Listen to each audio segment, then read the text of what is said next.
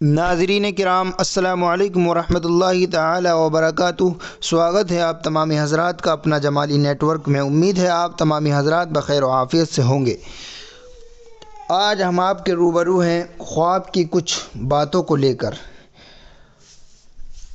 اگر کوئی شخص اچھا خواب دیکھے تو وہ کیا کرے؟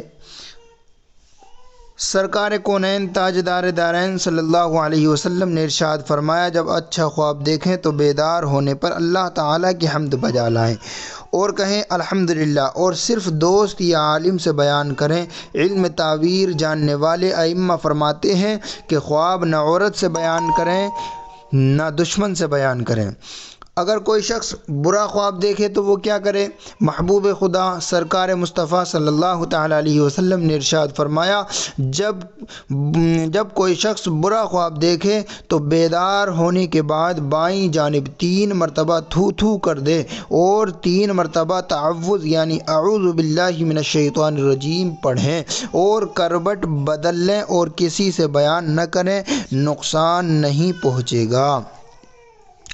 اور اگر کوئی شخص جھوٹا خواب بیان کرتا ہے تو اس کا کیا حکم ہے؟ حضرت ابن عباس رضی اللہ تعالیٰ عنہ فرماتے ہیں کہ اشرف انبیاء حبیب کبریا صلی اللہ تعالیٰ علیہ وسلم نے ارشاد فرمایا، جس نے جھوٹا خواب بیان کیا تو وہ بروز قیامت اس وقت تک عذاب میں گرفتار رہنے کا مستحق ہے جب تک کہ وہ 2 دانوں میں گرہ لگائے، اور گرہ ہرگز نہ لگا سکے گا۔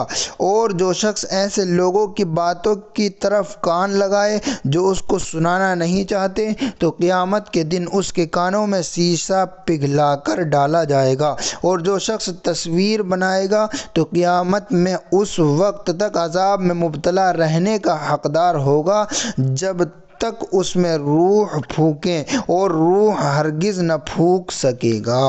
بخاری شریف۔